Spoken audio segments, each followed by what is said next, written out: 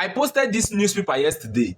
Many people find it hard to believe. But beyond financial support, Nigeria did so much more to help that country. In this video, I will explain all the different ways Nigeria supported South Africa at that time.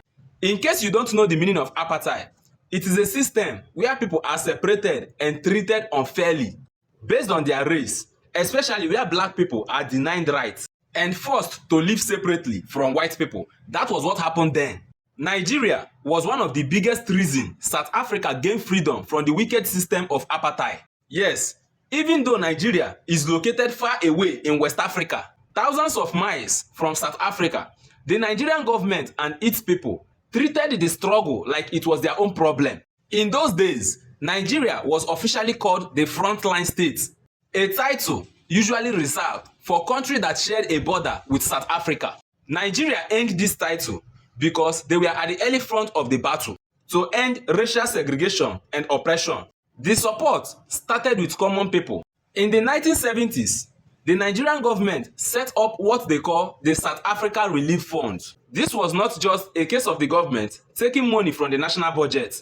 It was a national sacrifice that involves everyone: Nigerian civil servants, market women, university students, and small traders all agreed to give a part of their monthly portions to this fund. Even students gave up their pocket money. In just 1 year, Nigeria raised up to $10 million. If you calculate that money in today's value, it's worth hundreds of millions. This money was used to pay for the educations of the South African students and to provide food and housing for the family of those who were killed or locked in jail by the apartheid police. Many South Africans who are top leaders and professionals today were raised and educated by the Nigerian money. Nigeria also used its massive influence on the world stage to make life difficult for the white minority government. For 24 years, from 1970 until the end of apartheid in 1994, Nigeria was the permanent head of the United Nations Special Committee against apartheid. They used this high position to share to the world about the sufferings in South Africa. They pushed for the world to stop buying South African goods and to stop selling them weapons or oil. They also fought hard to make sure South Africa was banned from the international sports like Olympic, World Cup, and even cricket. Nigerians' goal is to make sure South Africa is a pariah state, meaning a country that no one wanted to play with or talk to. In 1979, Nigeria made a bold and expensive move. To prove they were serious, they decided to nationalize the assets of British Petroleum, which we all know today as BP. They did this because the country was secretly supplying oil to the apartheid government. Nigeria also took over a major international bank. By doing this, Nigeria lost a lot of business and billions in potential revenue. But the government said that the freedom of the African brothers and sisters was more important than the oil profit. This move shocked the Western world and forced many big companies to start pulling out of West Africa. To help the leaders of the liberation movement to move around, Nigeria did something very special. Since the apartheid government has taken away the passport and citizenship of the activists of Nelson Mandela's colleague, they were stuck and could not travel to explain their problems to the world.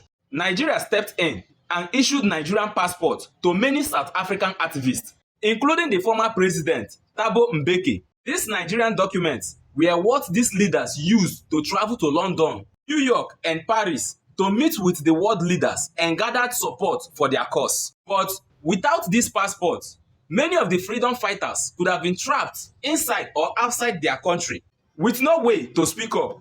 In 1986, Nigeria showed its leadership again by organizing a massive boycott of the Commonwealth Games in Scotland. Nigerian government argued that it was hypocritical to play games with the country that were still supporting the apartheid regime.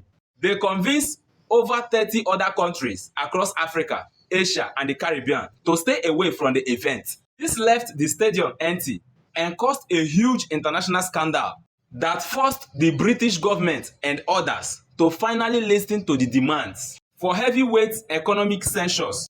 Beyond the big politics, Nigeria was a home for many. They provided free university education for hundreds of South African refugees. At a time where black people in South Africa were only allowed to receive Bantu education, which was designed to keep them as servants. These students lived in Nigerian dormitories for years. The government paid for their flight ticket, their books, their tuition, even their monthly feeding allowance. Nigeria also funded and boosted a radio station called the Radio Freedom. This allows the African Congress to broadcast message of hope and instructions back to their people inside South Africa when they were banned from the local radio. Nigeria sacrificed its own wealth, diplomatic relationship with the West, and its natural resources for decades. This is why when the legendary Nelson Mandela was finally released from the prison in 1990, one of the first countries he flew to was Nigeria, to say a big thank you to the people who stood by them when the rest of the world was silent. Nigeria